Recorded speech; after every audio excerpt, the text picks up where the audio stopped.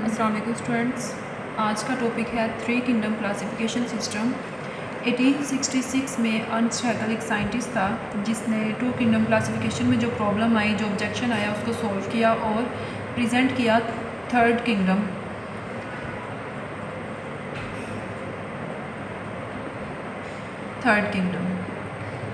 अब third kingdom में था क्या?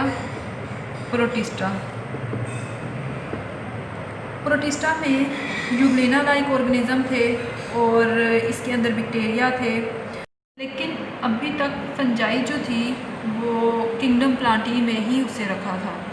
किंगडम प्लांटी के अंदर फंजाई की जो पोजीशन थी, क्योंकि जो प्लांटी है किंगडम, उसमें ये ऑटोट्रॉफ्स हैं, फोटोसिंथेसिस परफॉर्म कर सकते हैं, अपनी खुराक को तैयार करते हैं। प्लांटी इसका जो है क्लोरोफिल होगा, लेकिन फंजाई की पोजीशन जो थी वो अभी तक किंगडम प्लांटी के अंदर थी।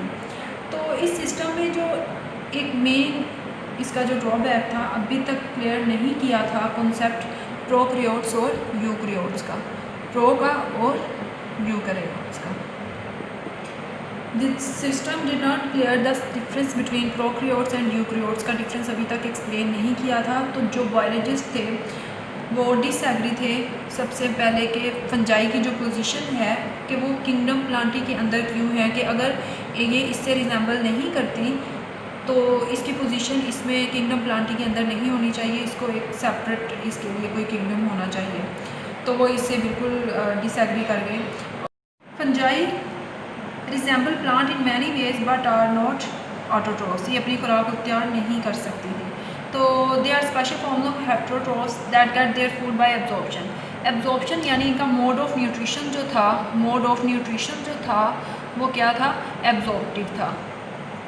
एब्जॉर्प्टिव का मतलब क्या होता है कि फंजाई जो है, जैसे आप क्वेश्चन वगैरह देखते हो उसके अंदर फंजाई लगी हुई है, तो फंजाई क्या करेगी कि सिक्रीट करेगी स्पेशल एंजाइम्स, और ये एंजाइम्स जो हैं अगर पास ऑर्गेनिज्म है उसके ऊपर जाएंगे और उस ऑर्गेनिज्म को पैरालाइज कर देंगे। तो ये जैसे ही ऑर्गेनिज्म, कोई भी ऑर्गेनिज्म है, वो इसके फंजाई के पास आएगा तो ये फंजाई इसमें से जो इम्पॉर्टेंट न्यूट्रिएंट्स हैं उसको जज़्ब कर लेती है, एब्जॉर्ब कर लेती है। तो इसलिए इसे कहा जाता है कि फंजाई का जो मोड ऑफ न्यूट्रिशन है, खाने का जो तरीका है, वो एब्जॉर्बेटिव है। दोबारा सुन लें कि फंजाई जो है वो एक स्पेशल एंजाइम सिक्रीट करेगी और ये एंजाइम जो हैं ऑर्गेनिज्म जो पास होंगे उनको पैरालाइज कर देंगे। जैसे ही ऑर्गेनिज्म फंजाई के पास आएगा, ये ऑर्गेनिज्म में से जितने स्पेशल न्यूट्रिएंट्स और इम्पॉर्टेंट न्यूट्रिएंट्स हैं उसको एब्जॉर्ब कर लेगी, जज़्ब कर लेगी। तो ये इसका मोड ऑफ न्यूट्रिशन है, इसलिए इसे कहा जाता है इसका मोड ऑफ न्यूट्रिशन एब्जॉर्प्शन के थ्रू करती है। ये एब्जॉर्बेटिव इसका मोड ऑफ न्यूट्रिशन है। नेक्स्ट वन है they do not have cellulose in their cell wall. इनकी जो सेल वॉल है उसमें सेलुलोज नहीं होगा, सेलुलोज के बजाय इसके अंदर होगा काइटिन। ये है मटेरियल जो कि फंजाई की सेल वॉल में होगा। तो थ्री किंगडम क्लासिफिकेशन सिस्टम में ये चीज़ें एक्सप्लेन की गई और अभी भी इसमें कुछ ड्रॉबैक्स थे जिसको बाद में सॉर्ट आउट किया गया और प्रेजेंट किया five kingdom classification system.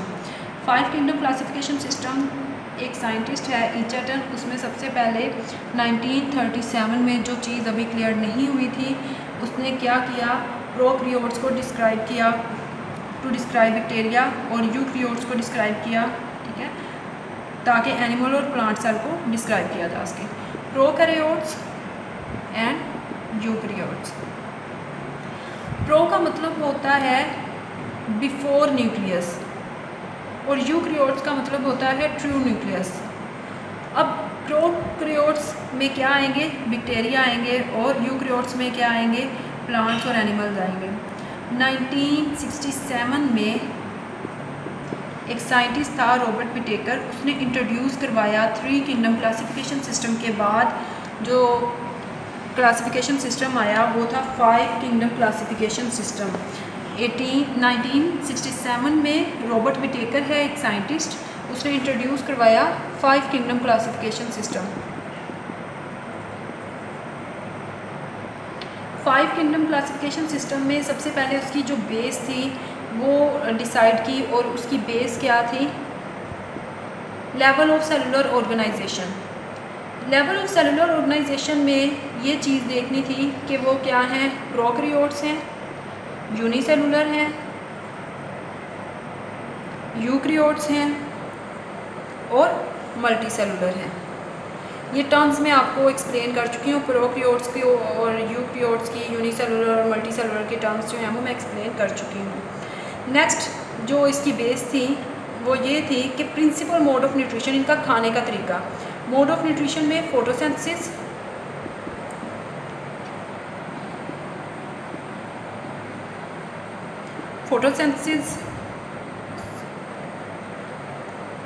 Absorption, ये भी मैंने अभी आपको बताया, एंड इंजस्ट, जैसे एनिमल्स खाएंगे, ह्यूमंस खाते हैं, वो इंजस्ट करते हैं।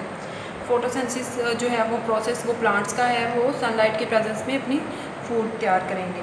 तो ये इसकी बेसिस थी। इन बेसिस की बेस पे उसने क्या किया, 5 किंगडम क्लासिफिकेशन सिस्टम जो है वो इंट्रोड्यूस करवाया। और वो 5 किंगडम क्लासिफिकेशन क्या था, उसमें मोनेरा था किंगडम, किंगडम प्रोटिस्टा था, किंगडम फंजाई, किंगडम प्लांटी और किंगडम एनिमेलिया।